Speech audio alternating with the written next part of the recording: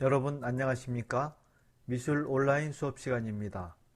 저번 시간에는 조선 후기 풍속화와 공제 윤두소, 관아제 조용석의 풍속화에 대해 알아보았습니다.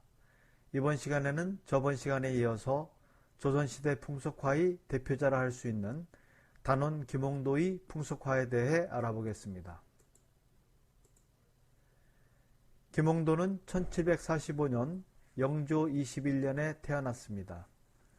출신 가문은 원래 무반에서 중인으로 전락한 집안이라는 것만 확인되고 어디에서 태어났는지에 대해서는 아직까지 명확하게 밝혀진 바가 없습니다.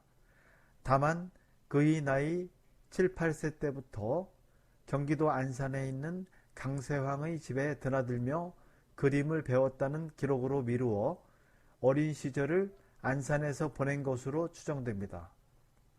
강세황은 조선시대를 대표하는 문인화가로 김홍도와 강세황 두 사람의 관계는 스승과 제자로 시작하여 나중에는 예술적 동지로 이어졌다고 할 수 있습니다. 김홍도는 강세황의 추천으로 이른 나이에 도화서의 화원이 되었습니다. 20대 초반에 이미 궁중화원으로 명성을 날렸으며 29살의 젊은 나이에 영조의 어진과 왕세자인 정조의 초상을 그렸습니다. 단원이란 호는 명나라 문인화가인 이유방의 호로 김홍도가 그를 추종하여 그의 호를 따 자신을 단원이라 칭하였다고 합니다. 조선시대 화가들의 모습을 품평한 조이룡의 호산외사를 보면 김홍도는 풍채가 아름답고 마음씀이 크고 넓어서 작은 일에 구속됨이 없으니 사람들은 그를 신성 같은 사람이라고 했다고 적고 있습니다. 강세왕 역시 단원기란 책에서 단원의 인품을 보면 얼굴이 청소하고 정신이 깨끗하여 보는 사람들은 모두 고상하고 세속을 초월하여 아무 데서나 볼 수 있는 평범한 사람이 아님을 다 알 수 있을 것이라고 적어 놓았습니다. 김홍도는 회화에서뿐만 아니라 검은고, 비파, 퉁소 등의 악기를 연주하는 음악가로서도 재능을 보였는데 김홍도의 작품에서 고졸한 아취가 흐르는 것은 바로 이러한 멋과 문기가 번져 있기 때문이 아닌가 여겨집니다. 김홍도는 회화의 모든 장르에 뛰어났지만 특히 풍속화를 잘 그린 화가로 알려져 있습니다. 그는 조선 후기 농민이나 수공업자 등 서민들의 생활성을 소재로 하여 길쌈, 타작, 대장간, 고기잡이 등 그들이 생업을 꾸려가는 모습과 씨름, 무동, 고누놀이 같은 여가를 즐기는 모습, 빨래터와 우물가, 새참 등 서민의 삶과 정서에 밀착된 일상의 모습을 간략하면서도 생동감 있게 표현했습니다. 그의 풍속화에는 박진감 넘치는 구성과 예리한 관찰, 그리고 인간적인 따뜻한 시선이 담겨 있으며 활달하고 건강한 한국적 해학과 정감이 묻어납니다. 그리고 무엇보다 흰 바지 저고리를 입은 둥글넓적한 우리 서민의 얼굴이 한국적인 정취를 흠씬 느끼게 해주고 있습니다. 김홍도는 왕의 어진에서부터 시골 안악의 얼굴까지 그리고 궁중의 권위가 담긴 기록화에서 서민의 삶의 애환이 녹아있는 속화까지 신분과 장르를 아우르며 그림을 그렸습니다. 화가 신분으로 종육품에까지 오르는 세속적 출세도 맛보았고 비록 말년에는 가난과 고독 속에 생을 마감했으나 일생 동안 시를 읊고 고졸한 멋을 즐길 줄 아는 위대한 화가였습니다. 김홍도의 작품은 조선시대 우리 문화와 역사를 고찰하는 데 절대적인 기여를 했으며 동시대와 후대에 커다란 영향을 끼쳤습니다. 이어서 그의 단원 풍속도첩에 대해 알아보겠습니다. 김홍도의 풍속화를 거론할 때 우리가 빠뜨릴 수 없는 것이 바로 그의 풍속화들로 구성된 단원 풍속도첩입니다. 이 화첩은 크기가 각각 가로 22.7cm, 세로 27cm이며 종이 바탕에 수묵과 옅은 채색으로 그려졌습니다. 공채 크기만한 이 화첩에는 모두 25점의 풍속화 그림들이 들어있는데 우리가 알고 있는 대부분의 김홍도 풍속화는 바로 이 풍속도첩에 실려있는 작품들이라고 할 수 있습니다. 국립중앙박물관 유물카드에 의하면 이 화첩은 1918년 조한준에게서 구입했고 그림이 원래 모두 27점이었는데 1957년에 이 화첩의 앞뒤에 붙어있던 군선도 그림을 낱장으로 분리하여 2점의 족자로 꾸몄고 풍속도 25점 역시 낱장으로 분리하여 새로운 화첩으로 엮었습니다. 군선도를 제외한 이 화첩은 단원 풍속도첩이란 명칭으로 붙여져 보물 제527호가 되었습니다. 김홍도 하면 우리에게 풍속화가로 널리 알려져 있지만 좀 전에도 언급했듯이 화원이었던 그는 풍속화뿐만 아니라 왕의 어진이나 산수화, 인물화, 도석화, 화조도, 초충도 등의 그림도 잘 그렸던 화가였습니다. 그러나 우리가 다룰 장르가 풍속화에 관한 것이므로 이번 시간에는 그의 풍속화에 대해서만 알아보도록 하겠습니다. 이 단원 풍속도첩에 포함되어 있는 25점의 작품들을 살펴보면 다음과 같습니다. 기와이기, 주막, 새참, 무동, 씨름, 논가리, 서당, 대장간, 전보기, 고누누리, 그림감상, 타작, 편자박기, 활쏘기, 담배썰기, 자리짜기, 신행, 행상, 나룻배, 우물가, 길쌈, 고기잡이, 노상파안, 장터길, 빨래터 등입니다. 작품명을 통해서도 알 수 있듯이 김홍도의 단원 풍속도첩은 소탈한 서민 생활의 단면과 각 계층의 생업장면, 생활의 이모저모, 놀이와 여가풍습 등을 소재로 하여 그려진 것들입니다. 또 그의 풍속도첩은 당시 사람들의 생활 감정을 한국적인 해학과 정치를 곁들여 생생하게 나타냈다는 데 그 의의가 있다고 할 수 있습니다. 예외도 있으나 대체로 주변의 배경을 생략하고 인물들이 취하는 자세와 동작만으로 화면을 구성하여 등장인물들을 잘 부각시키고 있으며 연습삼아 그린 작품처럼 보이면서도 투박하고 강한 필체와 짜임새 있는 구성의 솜씨는 김홍도 회화의 특성을 잘 보여주고 있습니다. 김홍도의 인간과 삶에 대한 따뜻한 시선과 예리한 시각에 의한 순간의 포착이 이들을 새로운 볼거리로 부각시켜 당시의 사회 분위기를 생생하게 전해주고 있습니다. 김홍도가 이러한 풍속화들을 언제부터 그렸는지에 대해서는 분명하지 않지만 대체로 30대 후반이 아닌가 싶으며 이 풍속화첩의 제작 시기는 40대 전후로 추정되고 있습니다. 이 화첩에 속한 그림 중 전보기는 시주로, 고누누리는 윷놀이로 보기도 합니다. 이 화첩에서 아쉬운 점이라면은 각 그림들 간의 기량과 격조가 차이가 있다는 점과 부분적으로 미숙한 표현이 감지되는 점, 그리고 보수와 가필이 되어 있다는 점 등이라고 할 수 있습니다. 그럼 지금부터 이 화첩에 들어있는 25점의 작품들을 하나하나씩 살펴보도록 하겠습니다. 맨 먼저 감상할 작품은 씨름입니다.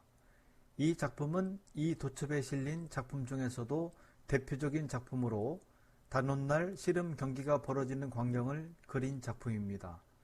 이 그림은 상하 2단으로 관객을 배치하고 있는데 화면 가운데에는 두 인물이 씨름을 하고 있고 구경꾼들이 이들을 둥글게 에워싸고 있는 구도입니다.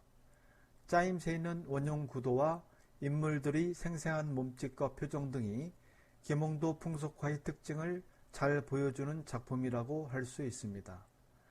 바짝 힘을 준 한 선수가 상대를 번쩍 치켜드는 긴장된 순간을 지켜보는 구경꾼들의 표정도 흥미진진합니다.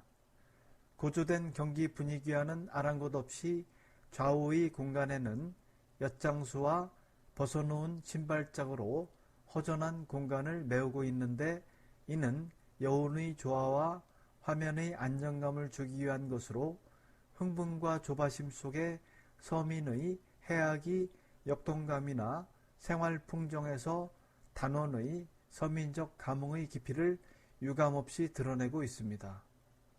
이 그림에는 총 22명의 인물이 등장하는데 제각기 다른 행동, 다른 표정, 다른 얼굴을 하고 있어 관찰하는 재미가 있습니다. 사람들이 들고 있는 부채는 단오날 어른들이 아랫사람에게 주는 것으로 곧 다가올 더운 여름에 농사일을 할 젊은이들에게 부채를 주는 풍습이라고 합니다. 그리고 갓을 쓴 양반들과 일반 평민들이 다같이 씨름 경기를 보고 있는데 이것은 영종조 시대에 들어서 엄격한 신분제도가 서서히 완화되고 있다는 것을 보여주고 있습니다. 이어서 감상할 작품은 역시 김홍도의 대표작이라고 할 수 있는 서당입니다. 그림을 찬찬히 살펴보면 옛날 서당의 풍경이 그대로 생생하게 전달되고 있습니다. 훈장 선생님의 책상 옆에는 회초리가 놓여 있고 방금 훈장으로부터 회초리를 맞았는지 한 학동이 한 손으로 댄님을 메고 있고 다른 손으로는 눈물을 훔치고 있습니다. 그런데 훈장님의 표정이 왠지 무섭지가 않고 오히려 친근감이 가는 얼굴 표정이며 이 광경이 우스웠던지 다른 학동들의 표정에서도 웃음기가 역력해 보입니다. 특히 이 그림에서 흥미로운 부분은 맨 아래 등을 보이고 있는 학동으로 이 학동의 얼굴은 보이지 않지만 구불구불한 옷선에서 쿡쿡 웃고 있는 듯한 모습을 연상케 해주고 있습니다. 웃음과 울음의 표정이 교차하는 가운데 청각적인 효과마저 그려내고 있다고 할 수 있습니다. 또한 학동들 중에는 갓을 쓴 학동이 보이는데 이는 장가를 갔다는 의미라고 합니다. 이 서당 그림은 등장인물 간의 감정 표현이 적절하게 잘 구성된 작품이라 할 수 있습니다. 이어서 감상할 김홍도의 작품은 고누놀이란 작품입니다. 이 작품은 일하는 청년들의 여가 모습을 담은 것으로 이 작품에 등장하는 놀이가 고누놀이가 아닌 윷놀이라는 설도 있습니다. 고누놀이란 주로 땅이나 종이 위에 다양한 형태의 말밭을 그려놓고 말을 움직여서 상대편을 잡거나 가두는 것으로 승부를 겨루는 민속놀이의 일종입니다. 어찌 보면 요즘 우리가 두는 장기와 비슷하다고 볼 수 있는데 이 작품은 나무를 한 짐씩 한 청년들이 쉬면서 땅바닥에 우물고누를 그려놓고 고누놀이를 하고 있는 모습을 그린 것으로 김홍도는 이처럼 서민들의 여가와 놀이를 실감나게 보여주고 있습니다. 이어서 감상할 작품은 기와이기란 작품입니다. 이 작품은 지붕의 기와를 새로 이고 있는 장면을 담고 있는 풍속화입니다. 여러 명의 인부들이 합심하여 지붕의 기와를 올리고 있습니다. 밑에서 대패질하는 사람, 기둥의 수직을 맞추고 있는 사람, 기와를 이을 때 사용할 흙을 올리는 사람, 지붕 위에서 기와를 이는 사람, 이들 모두가 지금 집 짓는 데 열중입니다. 다만 지팡이를 잡고 전체를 감독하고 있는 듯한 한 주인 남자는 밑에서 던지는 기와를 묘기처럼 받고 있는 사람의 모습을 걱정스럽게 바라보고 있습니다. 이 작품에서 김홍도는 단순히 풍속 장면만을 그린 것이 아니라 이처럼 스릴 있는 장면을 넣어 화면에 생동감을 불어 넣어주고 있습니다. 이어서 감상할 작품은 길쌈입니다. 이 그림은 상하 2단으로 구성되어 있는데 위에는 뱀에게 하는 장면을, 아래에는 배 짜는 장면을 배치하고 있습니다. 다시 말하면 이 작품은 한 화면에 길쌈의 마지막 두 공정을 순서대로 그리고 있는데 위쪽에 그려진 뱀에게 하는 여인은 뒷모습을 그렸고 아래쪽에서 배 짜는 여인은 앞모습을 그려 변화를 주고 있으며 또한 위쪽 여인은 아래쪽 여인보다 작게 그려 원근감을 나타내고 있습니다. 위쪽에 그려진 뱀에기는 길쌈에서 가장 중요하면서도 힘든 공정 중의 하나입니다. 이 뱀에기가 끝나면 도투마리는 아래쪽에 앉은 여인의 배틀로 옮겨지게 되고 아래쪽 여인은 이 도투마리를 배틀에 걸고 시시를 다져가며 배를 짜게 됩니다. 배 짜는 여인 뒤에는 시어머니가 어린 손주를 업고 아이는 데리고 와서 배 짜는 며느리 뒷모습을 물끄러미 내려다보고 있습니다. 몇 해 전까지만 해도 자신이 앉았던 곳일 텐데 이제는 며느리가 그 자리를 대신하고 있는 것입니다. 이 장면을 통해 우리는 그 당시 시어머니와 며느리 간의 관계를 짐작해 볼 수 있을 것입니다.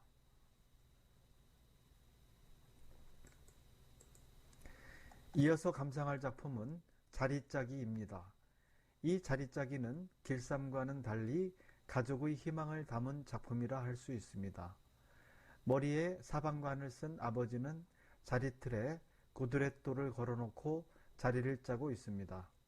앞에 것은 뒤로 넘기고 뒤에 것은 앞으로 넘기기를 수없이 반복하는 것입니다.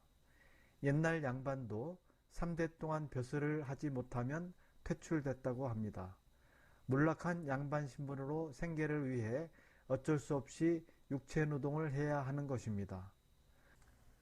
어머니도 말없이 물레를 돌리며 실을 뽑고 있습니다. 그러나 이들의 표정에서 삶의 고뇌는 그다지 찾아보기 힘듭니다. 왜냐하면 집안을 다시 굳건히 일으켜줄 기대주인 아들이 옆에서 책을 펼쳐놓고 막대기로 글자를 한자 한자씩 짚어가며 열심히 공부를 하고 있기 때문입니다. 이들 부부에게 현실은 비록 고달플지 모르지만 이처럼 열심히 글 공부하는 자식이 있으니 이들 부부에겐 어떤 일도 힘들지 않았을 것입니다. 이어서 감상할 작품은 논가리입니다. 논가리는 한 쌍의 소가 쟁기를 끌고 두 명의 농군이 쇠스랑으로 흙을 고르고 있는 모습을 그린 것으로 대각으로 솟구치고 있는 소라든지 쟁기를 잡고 있는 농부의 몸짓 등이 힘든 농사일을 말해주고 있는 풍속화입니다. 봄이면 논을 갈아 한 해의 농사를 준비하는 농부들의 손길이 바쁜 철입니다. 웃옷을 벗어던진 농부의 팔뚝에 힘이 들어가 근육이 보이고 거기에 땀방울도 맺혀 있습니다. 소를 모는 농부는 보습이 땅 깊이 들어가도록 손잡이에 힘이 들어가 있으며 한 손에는 쟁기 손잡이와 고삐를 쥐고 다른 손에는 채찍을 들고 있습니다. 육중하고 힘있는 소들의 쟁기를 끄는 모습에 굳었던 논바닥의 흙들이 가라앉아졌을 것입니다. 또한 위쪽 두 농군이 쇠스랑으로 땅을 파거나 고르는 모습에서도 경쾌하고 약동하는 농촌의 분위기를 느낄 수 있습니다. 이처럼 김홍도는 봄철 밭갈이하는 모습을 소탈하면서도 익살스럽게 표현하고 있습니다. 이어서 감상할 작품은 담배썰기입니다. 이 작품은 조선시대 평민들의 기후식품이던 담배를 만드는 장면을 그린 그림입니다. 한 사내가 가지런히 모아진 담뱃잎 뭉치를 작두로 썰고 있습니다. 담뱃잎을 썰고 있는 사람은 우통을 반쯤 벗고 어깨에 잔뜩 힘이 들어간 모습이며 이렇게 담배를 썰고 있는 모습을 한 젊은이가 옆에서 유심히 지켜보고 있습니다. 원래 작두는 담배만을 써는 용도의 도구가 아니라 지피나 풀다리를 써는 도구로서 소나 말의 먹이를 써는 용도로 주로 사용되었습니다. 조선에 담배가 처음 들어온 것은 임진왜란 때 일본을 통해 들어왔으며 광해군 말년이던 1620년대 무렵부터 크게 유행했다고 알려져 있습니다. 또 옛날 담배는 요즘과 같은 그런 담배와는 다르게 그림에서처럼 담뱃잎을 잘게 썰어 곰방대라는 긴 담뱃대에 넣고 피웠습니다. 그리고 이렇게 잘게 썬 담뱃잎을 허리에 차는 주머니에 넣고 다녔는데 이 주머니를 담배쌈지라고 하였습니다. 화면 아래를 보면 우통을 벗고 무언가 열심히 작업을 하고 있는 사람이 있는데 이 사람은 담뱃잎에서 잎줄기 부분을 떼어내 부드러운 이파리만을 추려내는 작업을 하고 있습니다. 그리고 화면 왼쪽 아래 부채를 들고 앉아있는 사람은 부채로 더위를 쫓으며 재미있는 책을 읽어주며 이들이 고단함을 덜어주고 있습니다. 이처럼 김홍도의 풍속화는 조선 후기 서민들의 생활 모습을 현실감 있고 해학적인 모습으로 표현해 보여주고 있습니다. 이어서 감상할 작품은 대장간입니다. 김홍도의 대장간은 배경은 묘사되어 있지 않지만 대장간에서 일하는 사람들 각각의 모습을 잘 표현하고 있습니다. 풀무에 불을 피워 쇠를 달군 뒤 한 대장장이가 달군 쇠를 집게로 붙들고 다른 두 사람의 일꾼은 커다란 쇠망치로 매질을 하고 있으며 앞에 앉아있는 아이는 숫돌에 낫을 갈고 있습니다. 그리고 대장장이 뒤를 보면 나이가 어린 견습생인 듯한 아이가 풀무에 바람을 넣고 있는 듯 줄을 잡고 있는 모습이 보입니다. 또한 주변에는 담금질할 때 쓰이는 기다란 목재 함지박과 여러 공구를 담는 나무 상자가 그려져 있습니다. 이렇게 조선시대 대장간의 모습이 생생히 묘사된 이 작품에서 우리는 이들의 힘찬 해머질과 각자의 주어진 역할을 통해 조선시대 대장간의 활기찬 현장을 느낄 수 있습니다. 이어서 감상할 김홍도의 작품은 점보기입니다. 이 그림은 점괘 또는 시주라고도 알려진 그림입니다. 이 그림을 어떤 시각으로 보느냐에 따라 그림의 의미가 달라질 수 있다고 할 수 있습니다. 이 그림을 한번 살펴보면 고깔과 굴갓을 쓰고 하얀 장삼과 먹물들인 장삼을 입은 두 명의 승려가 바닥에 그림판을 펼쳐놓고 지나가는 사람들의 시선을 끌기 위해 목탁과 광쇠를 두드리고 있습니다. 마침 몸종과 함께 그 앞을 지나가던 한 여인이 관심을 보이며 엽전을 꺼내기 위해 쓰고 있던 장옷을 머리에 이고 주머니를 열면서 흥미로워하는 표정을 짓고 있습니다. 여인의 머리에 잘 접어올린 장옷은 조선시대 부녀자들이 외출할 때 머리부터 내리 쓰는 겉옷을 가리킵니다. 이상으로 이번 시간에는 김홍도의 생애와 김홍도의 단원 풍속도첩에 들어있는 25점의 풍속화 중에서 10점의 풍속화에 대해 알아보았습니다.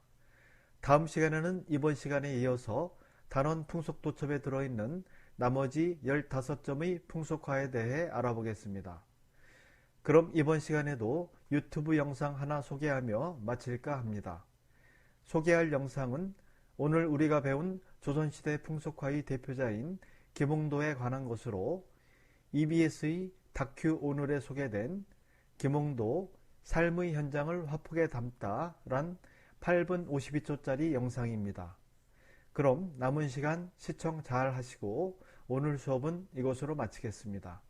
감사합니다.